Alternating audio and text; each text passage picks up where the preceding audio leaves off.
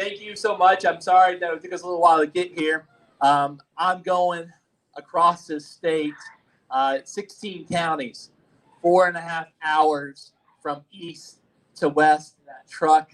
I don't sleep a lot. I operate on Red Bull. I operate on a lot of heart and a good, strong team. About a month ago, 3 weeks ago, I was honored to win the election.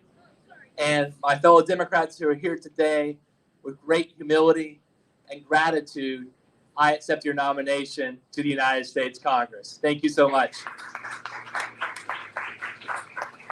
It's Sunday. For Christians, for people of faith, it's the Lord's Day. A day to bring some good news. And I want to bring to you some incredibly good news about this campaign. This campaign is set in fire throughout Tennessee. It's a campaign that's making headlines across the country. This summer, the Washington Post wrote about our campaign. CNN wrote about our campaign. I know I have some conservative friends here, so I want you to know that Fox News wrote about our campaign. They're seeing what we're seeing, a campaign that's on fire and setting records all throughout Tennessee. We have, as of this weekend, over 4,000 donors to our campaign. You all this summer saw some Bill Haggerty and Manny Sapti signs. I had more donors than they did combined. The average contribution to this campaign online was $27.11. That might make Bernie Sanders jealous. But most importantly to me is this campaign got contributions from all across every county in this district. But even more noteworthy, I am the only candidate for the United States Congress in this country that can claim to have a donation from every state in this union, including our friends in Puerto Rico. So I'm very thankful for that. I'm very honored for that. To me, that says something. It says that all of America is looking right here to Tennessee. Folks, perhaps this room was a little bit bigger than you thought it would be. More folks here than you imagined when you signed up. You're not alone. We're having bigger crowds than they've seen for a Democrat in rural Tennessee in 20, 30, or even 40 years. Biggest crowds they've seen since a guy named Al Gore ran or Bill Clinton ran. I'm a Democrat who's creating waves across this community. And I wonder why, and perhaps you wonder why does all of America, why are they all giving to this campaign? I'm not that special. I'm just doing my best. I'm running for office. I'm putting my name out there. To be frank with you, I think most of the American people have to ask themselves, why is Scott Desjardins our congressman? I hope those at home who are watching this saw all of Bradley County shook their head, yes. All of Bradley County, all of Tennessee, all of America wonders, how in God's name is Scott Desjardins still our congressman? I want to put a number to you, and I want to ask you what it represents. 2,638. Does anyone know what that is? That is the number of days it has been since Congressman Desjardins stood before the people of Tennessee in a town hall and took questions. August of 2013, over 7 years. That is longer than World War I and World War II combined. In August of 2013, I was not even eligible for the seat because I was too young. 7 years, and he has not stood before you, the people of Tennessee, and taking your questions. I've done 2 in 75 minutes. I've been across this community. I've been to all 16 counties again and again and again. There are 254 communities in this congressional district. In the next 65 days, these shoes will step foot in all of them. You know, at 32 years old, there was a young guy named Lamar Alexander who was running for governor. Tennessee was a very Democratic state back then, and he was a Republican. He had just moved back from New York. He is a young lawyer, and he decided that he needed to get his name out there because Lord knows Tennessee was not going to vote for a Republican in the 70s if they didn't know who he was. So Lamar Alexander strapped his shoes up and walked 535 miles across the state of Tennessee. 535 miles across the state of Tennessee from Mountain City to Memphis. I'm going to walk, but more importantly, I'm going to eat my way through Tennessee. Barbecue, pork, cakes, sausage, gravy. I've eaten at every fire hall, every barbecue, every fish fry, and I'll walk it off afterwards. But to me, it's so important that you know me. To break bread together. The Greek word for that, to break bread together, is companions. I want to be your companions. You might not agree with everything I stand for. Lord knows I'm a Democrat in rural Tennessee. You might not agree with me on a bunch of things. But here's what's so important that I want you to tell your friends tonight. You know me. You talk to me. You see me in the flesh. I've stood before you. And Congressman Desjardins has not. The last time that Congressman Desjardins stepped foot in Rhea County was for a VA community center opening that he voted against. He cut the ribbon, he showed up for the photo op, but he voted against it. That describes Congressman Desjardins so well. A decade in Washington, $1.7 million he made. He got rich. We got sick. We got sick. You're wearing these masks today, and aren't you tired of these masks? I am sick and tired of wearing my damn mask. And you know what stinks? In other countries across this world, they're beating COVID-19, and it's over. In Taiwan this morning, I'm watching ESPN. They're playing baseball in full stadiums. Neyland Stadium is going to be at fourth to capacity. We might not even finish the SEC. And Lord knows we're not having a national championship in January, a BCS bowl game. For 70 days, Congressman Desjardins knew about this virus. He was briefed in the United States Congress on January 10th. For 70 days, Congressman Desjardins knew about this virus, and he didn't do a darn thing about it. He hasn't spoken about the virus as a public health issue in 4 months. Congressman Desjardins might have forgotten about COVID-19, but COVID-19 did not forget about us. It did not forget about our communities, our children, our prosperity, our future. Now, look, I'm a Democrat, but can I tell you something? Donald Trump got something right. He was exactly right about something, and he tweeted something right, mind you. Tweets a lot.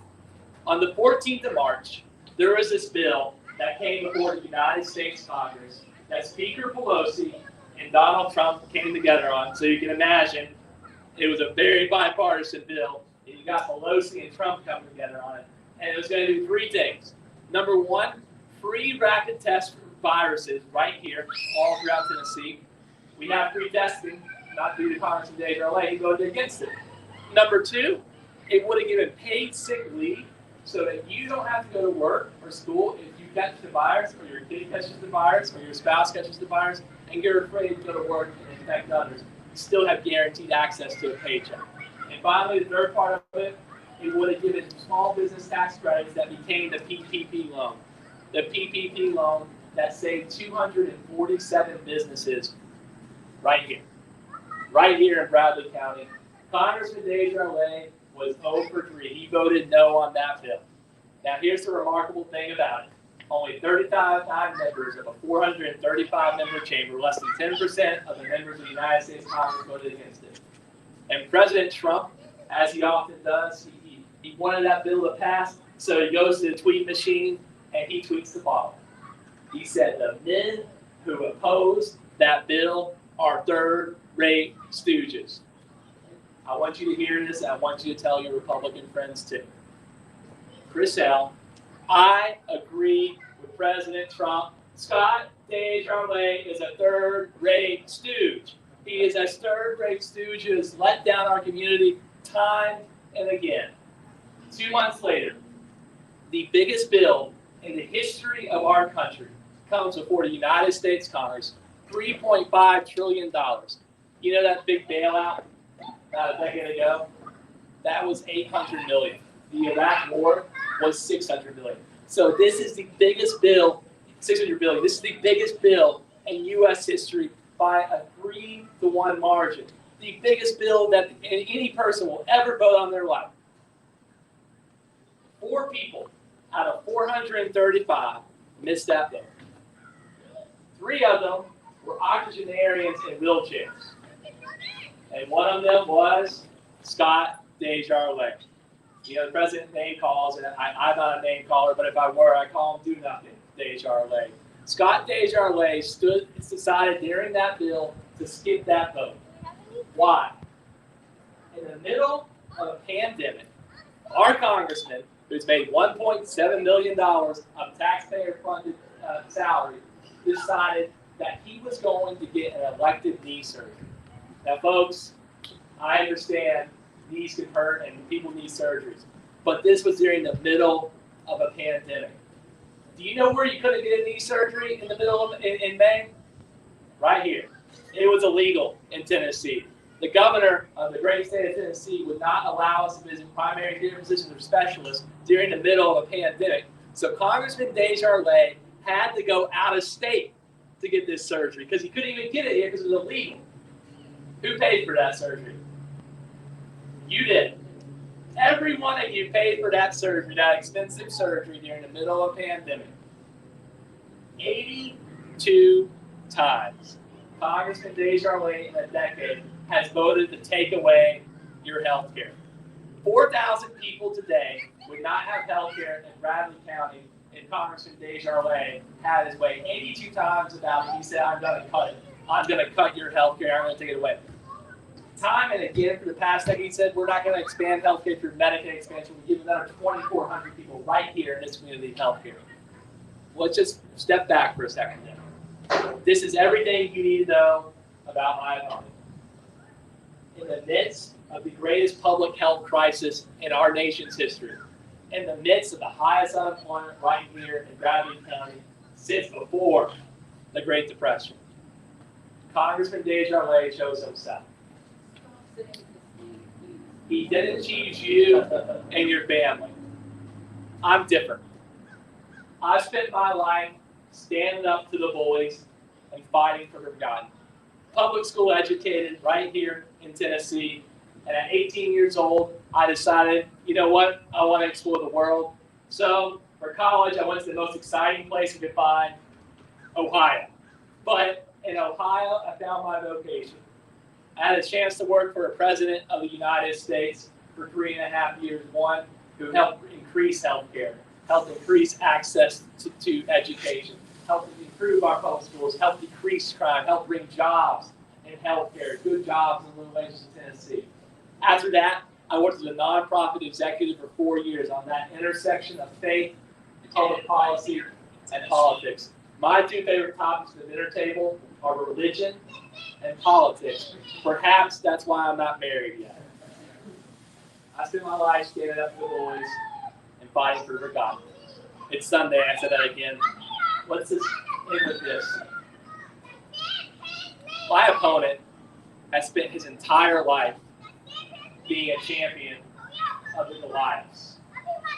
The Goliaths of healthcare executives who get rich in their silk suits and have their limousines drive them to work while they screw over our families with health insurance that doesn't work, premiums that are too high, and hospitals that are too sparse. The Goliaths of a public school system that is crumbling before our eyes and a government that doesn't give a damn to stop it. The Goliaths of a virus, of a pandemic who's destroying Tennessee lives and livelihoods while our leaders stand idly, unwilling or unable to act. I spent my life in service of you and your family, in service of those biblical Davids. You, the Davids of this community who spent their lives trying to make Tennessee just a little bit better than they found it, trying to pursue their dreams, leave life better for posterity, and make Tennessee a place where it's a little more just and a little less cold. But do you remember that fight between David and Goliath? What did David bring to that battle? Rocks and a slingshot. I have my slingshots. They're my staff, they're my volunteers, they're my community. But what I'm asking for you today, 65 days before the most critical election in our lifetime, is for the rocks. And I'll tell you 3 ways that you can give me rocks or a slingshot today. But I just want to end with this. You know, there are a lot of folks out there who simply say, it's time to give up. It's time to let Scott Desjardins have his way. That's not who I am. That's not how I was born to be. That's not how I was raised here in Tennessee. I remember a Tennessee that valued education, that valued family, that valued healthcare. A Tennessee that said we are in this together. A Tennessee where the gospel of St. Matthew, chapter 25, God cares about the least of these, but guiding principle for our politics and our way of life. So folks, you might not believe me just yet. This is a big crowd, but perhaps you've been worn down by battles after battles after battles. You might not just believe me just yet, but in 64 days, we'll be taking that truck. I'll be beating up my 254th community tour, and we'll be right here again, right here in Rhea County. And it'll be the night before the election, November 2nd, 2020, that Monday night. We'll be right here in this community. And you might not believe me now, but that night, when you see the crowd stretch as far as you can imagine, with Democrats, thank God, yes, but perhaps more importantly, non-Democrats, current Republicans, former Republicans, and most importantly, those who have given up on politics altogether. I'm their champion. That night, you will know what I'm saying to you now is true. You're looking at your next congressman. Folks, we can give up, or we can look to the Tennessee horizon. I think we've got to lift our eyes above the obstacles we face and look to the horizon.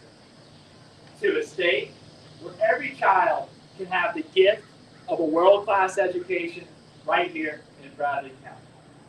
Where a good job is not just a wish, but a reality. Where healthcare and hospitals are a God-given right of every Tennessean. Where women receive equal pay. Where a living wage is paid to all. A Tennessee where after a lifetime of labor, there's time for rest, for faith, for family. I know if we look into our hearts, we can create that Tennessee. But that journey begins here and now in Rhea County. So folks, I'm honored to be here with you. I'm glad to take your questions, but I want to tell you 3 ways, if it's okay, how you can put rocks into my slingshot today. 4,000 donors in this campaign, a record. Thank you for all of them. From every state in this union, from every community in this state. But we need more resources.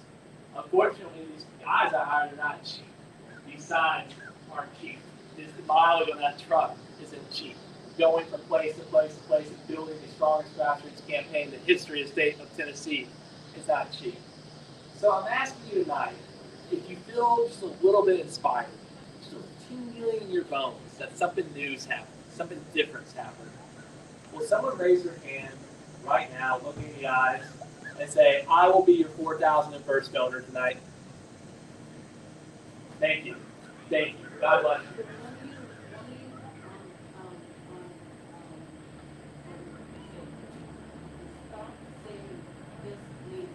I'll honor that for the rest of the day.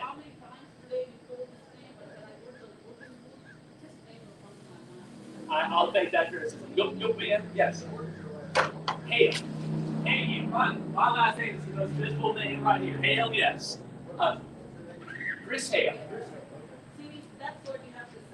Let me finish. You know what? Let me finish my 2 others. Second thing I'm asking for you right now is I got 500 volunteers across the state of Tennessee. That is the biggest volunteer network of any candidate in the state of Tennessee. What my volunteers do is they contact folks in their community and help me find more supporters, more Hell Yes fans out there. It's very simple. If you don't like texting, if you're not very digitally savvy, you can do a phone call or a postcards. However, if you're a millennial or a Zoomer and you don't like phone call because it scares you, it's true, folks. Zoomers and millennials don't like phone calls. You get text. What I'm asking you to do right now is, will someone today sign up for a shift and say, I'll be your 501st volunteer for this campaign? Thank you. Thank you. Thank you, sir. I see you. Thank you. Finally, these signs. I don't know if you know my name, just so we're clear. It's Chris Hale. These signs are all throughout the community. You know those Manny Sethi signs that were everywhere? My God, that man, all his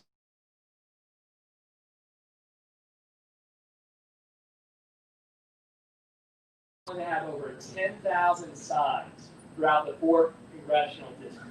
That is a sign that Phil Bredesen had about 4,000. So we'll have 2.5 times the amount of signs that Phil Bredesen had. These signs are so important. Name identity, you're absolutely right, is so important.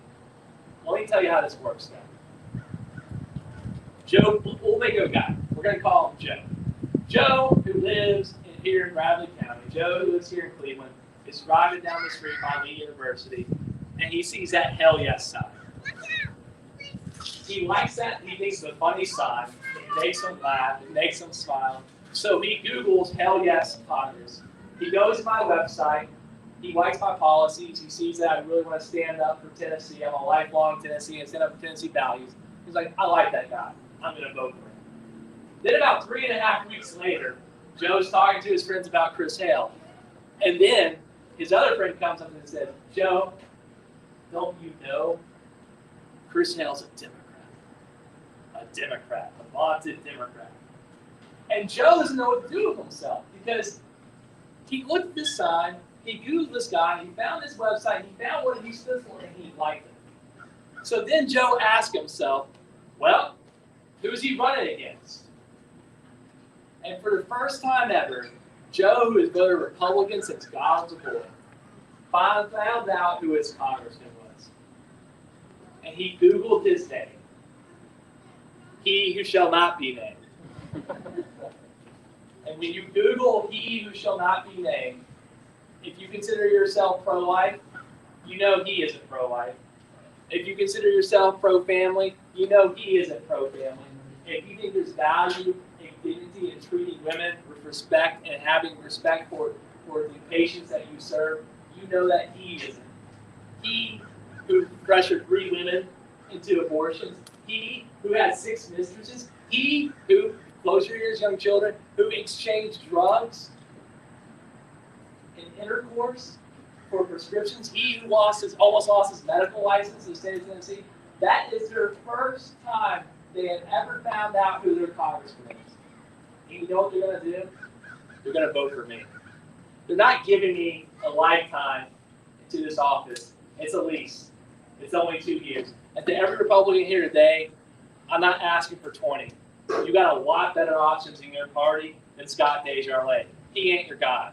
I'm asking for 2 years. I'm asking you to give me a shot. When you put those signs out in your yard, you give me non-Democrats. You bring them into this community. You help me win this election. The last 3 opponents who have ran against Congressman Desjardins are good folks. They haven't really gotten close. They got with about 30 points each. We ran a poll earlier this summer, and we're within 10. This summer, we have made up 20 points on this campaign. With this sign, you can help me make up the final margin. So, I have 1,000 signs in the ground. I will have 10,000 by election day. Today, will one of you, few of you, say, you know what? I will take a sign today. I'll put it in this community. I'll put it in my yard. Thank you. Thank you. Thank you. Thank you so much. I really do appreciate it. My staff will come around right now for the contributions. There's 3 ways to contribute. Number 1, we do take cash. Number 2, we take a card. So if we have the square reader, very technologically efficient here. and another 3 would take checks. It goes to Christopher Hale for Tennessee. It does not feed me. Don't worry. I'm not getting paid. It feeds this movement. And it ensures that we have the resources that it's going to take to beat Scott Dager like a drum on the 3rd of November. So I'm very honored to be here. I got plenty of time for questions. I want you to know that what is happening here is historic. Because your congressman has never taken questions from you. In a decade, he's never stood before you and got criticized and gotten yelled at. He's in hiding. I'm here, so I'm going to take any questions you got. Yes, sir. And your name? Gary, thank you. He's from your hometown? Okay. Now, the information is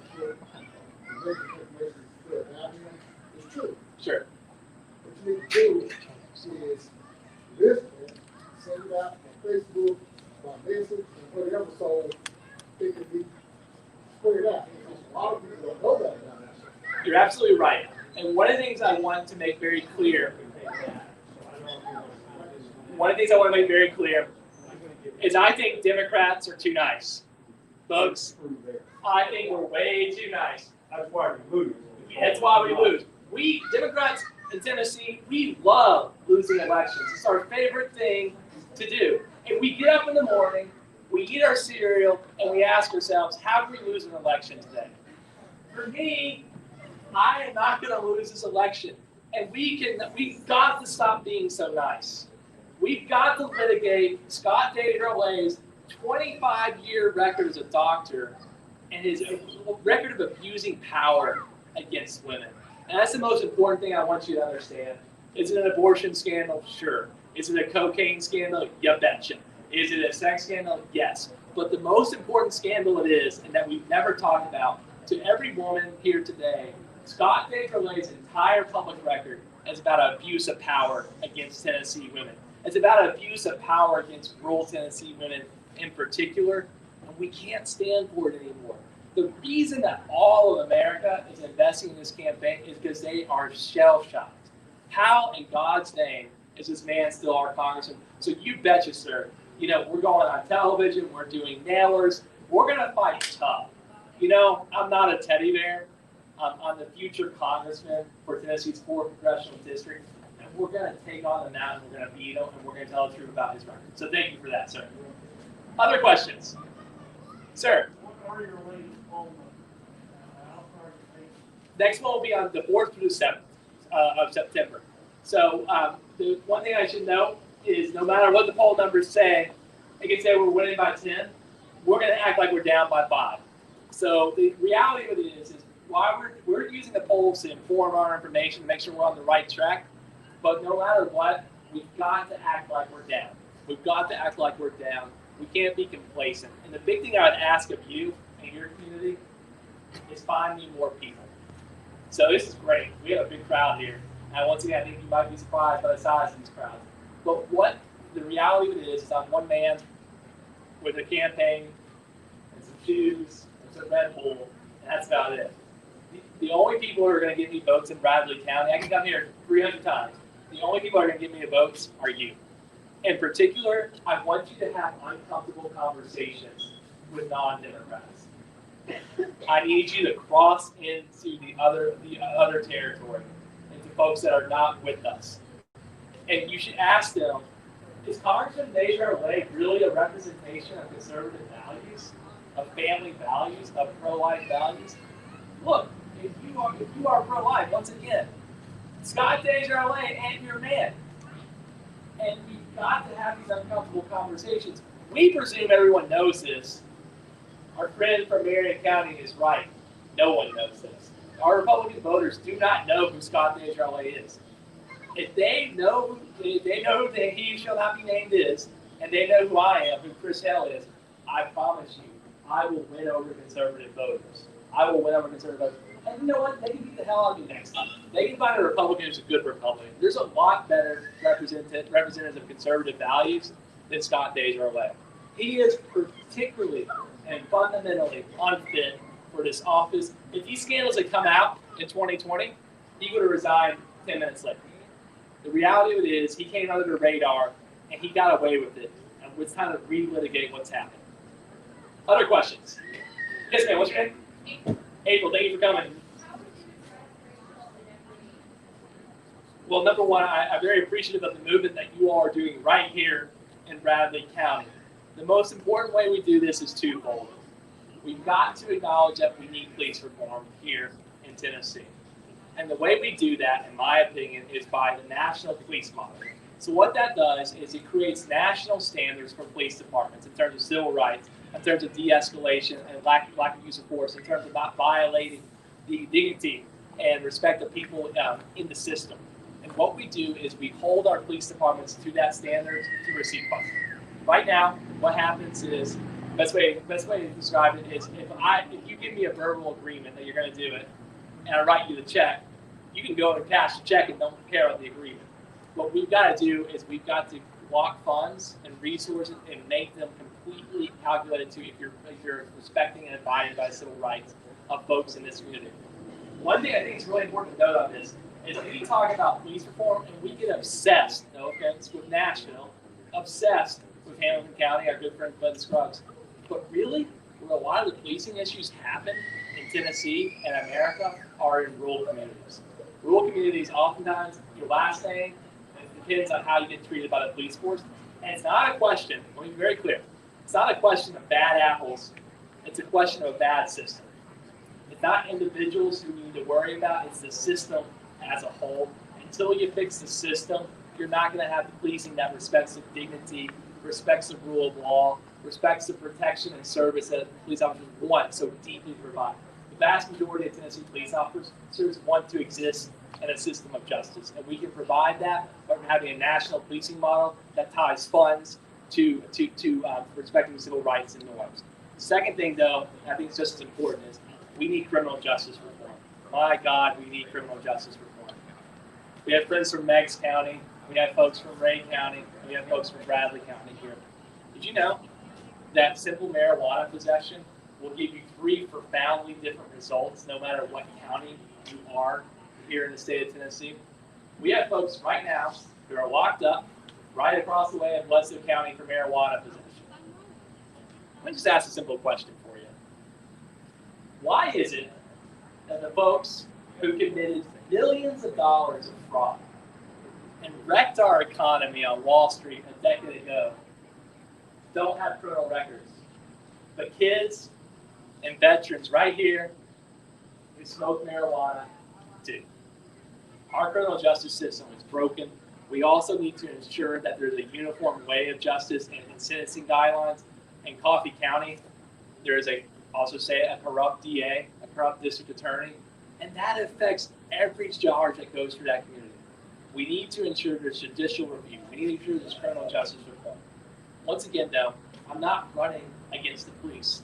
I'm running to help the police serve and protect citizens the way the vast majority of them want to. So what we got to do is we've got to ensure that racial justice is a centerpiece of politics, a centerpiece of values. And this is not radical. Let me be very clear. Racial equality is not radical. It's gospel values. It's what Jesus tells us to do. And to me, it's going to be the centerpiece of my leadership in the United States Congress. Other questions? Yes, sir. My name is Sam. Sam, nice to meet you. I have two related questions. The first one, have you ever heard of a lady named Katie Porter? Yes, I love Katie Porter. From California. 45th Congressional District. You know her well, CA 45. She beat her Republican. Here's my question. Yes, You sir. were talking about a corrupt system just a minute ago with Sure. justice reform. You're absolutely correct. The whole political system is totally corrupt. She supports public campaign financing. I say if you spend $8 to $10 billion per year on publicly financed campaigns and eliminate all donors, and that includes us, but particularly the big boys like Sheldon Adelson. Sure. Everybody who wants to know who he is. Around here is an Alan Jones. He's the kind of person that donates. I don't know what he does, but he's worth a few $100 million. You've probably heard of him. Sure, it's probably on the list of mine. Something. What I want to know, and that's money to protect democracy. Sure. Would you support the total elimination of all private donations, going to fight the Supreme Court if they go against you. Do you know who also supports that? This is just to give you a sense of how strange our system has. The biggest supporter of that in the last 20 years, may he rest in peace, is John McCain. This was a bipartisan idea. This is not some radical idea that is outside the tradition of the American political system. Folks, I'll be honest with you. I spend way too much time on a telephone trying to get resources. It's exhausting. I'm not a wealthy person. You know, I'm a good salesman. But wouldn't it be great if I could spend all day with you, all day, and not having to spend the car ride in between trying to raise resources? What it does, you know, it's actually interesting. I want to tell a very quick story that I think might highlight this. You remember Mitt Romney, the Republican back in the old days? They weren't that crazy. Mitt Romney one time got his advice from his father, George Romney, who was the governor of Michigan. This has always rung in my ears. And he didn't mean this in a mean way or a bad way. He was just speaking honestly to his son. He said, son, before you get into politics, you need to be rich. You need to be wealthy because it's too hard for a poor man to enter into the political system. And I don't think George was being a jerk to Mitt or like saying anything that's untrue. But that's absurd. The wealth of the United States Congress is about 10 times the average median income of a Tennessean. That's absurd. It's not right. So we do need campaign finance reform because what we need to ensure is we need a working class Congress. I thank God there are people who made money and are wealthy in this country. I don't despise them at all. But we should have some working class men and women in the United States Congress, and the way we do that is campaign finance reform. You have a second question or not? Thank you, real quick. Well, Please. what I was saying is that I took a quote off of the internet for Katie Ford. Sure. I don't know her personally. You seem like a big fan then. Right, and she basically said all the things you stand for, like healthcare reform, Green New Deal, none of this stuff is going to happen until you take the donor class out of the picture. And I think the biggest issue I see that on, if I might, she's right, I agree. I think the biggest issue you see that on is common sense gun laws. You know, 83. That's another one, but that's not, you know, the big ones are healthcare, tax reform, and the Green New Deal. Guns is, you know, that's a big problem, but compared to those three, it's not. What You I don't would, solve those, it ain't gonna matter. well, I would agree with your first claim that we've got to have structural reform if we're going to tackle the biggest challenges of healthcare, of the economy, of the environment, of guns, and we've got to have a congressman who does that. One thing on the other thing, your question is one of the issues I have with my party. I'm a Democrat, a different kind of Democrat. I'm a Democrat who's not always the fans of the Democratic establishment. They don't necessarily like me in the official film of the party because I'm not afraid to criticize our party. One of the things that our party, if I might, has done wrong is we spend a lot of time on defense.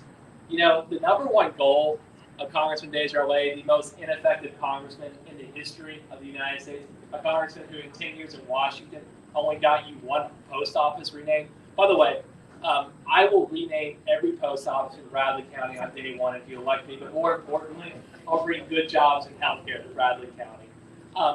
The reality of it is the number one goal of Congressman Desjardins is to repeal the 20th century. He wants to get rid of the entire 20th century. He wants to get rid of Social Security, Medicare.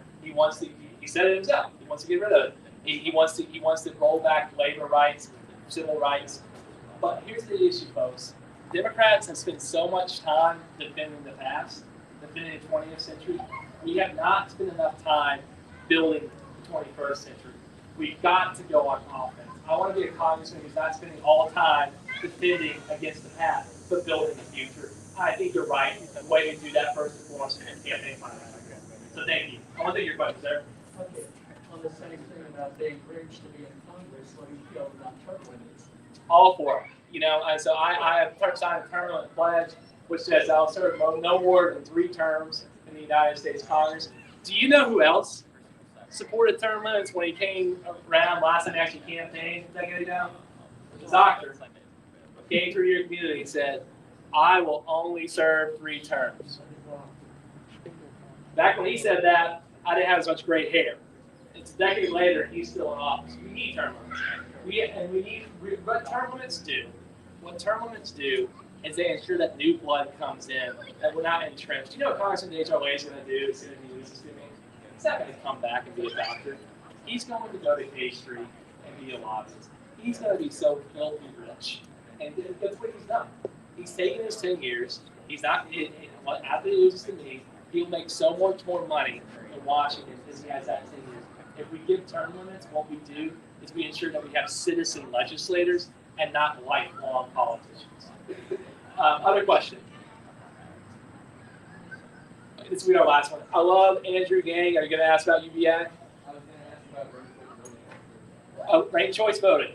Yes. Does everyone? So if it's okay, I don't think I bet a vast majority of folks do not know what ranked choice voting is. Does anyone know? Does anyone not know what that is? Oh, maybe you all know what it is. Well, for my viewers at home who don't know what ranked choice voting is, ranked choice voting is a means. And was that your only question? Yeah. Okay. Ranked choice voting is a system that really is mostly at municipal levels. But what ranked choice voting is, you get 3 or 4 or 5 options for who you vote. So what you can do is you can say, these are my ranked choices for who should represent me. And so what that does is that allows for more diversity in our electoral system, so you don't have to simply choose between the best of 2 evils. Does it make sense? So what it does is it allows those movements, those sub-movements in American history, American politics, who maybe have not fully come to fruition yet, those who are deeply cared about the environment. Or on the right, those who are deeply care about the debt. Maybe their candidate is not going to win this time, but what they're doing is it allows them to move up the ladder of concern. Because what they can say is, my number 1 candidate is quote unquote the establishment candidate, but my number 2 candidate is the one who cares deeply about the environment. And my number 3 is cares about the debt. And so yes, I support ranked choice voting. I think it should be done through the state level, and the way we should do it is I think we should start at county commissions. I think we start at county commissions and city councils. I believe you all have a Metro County, Bradley County system, and so I think ranked choice is a great way of going about it. So I do support ranked choice voting. I think they're gonna. Last one. Let's do it. I'm having fun. Are you having fun? I want to you said you were good at the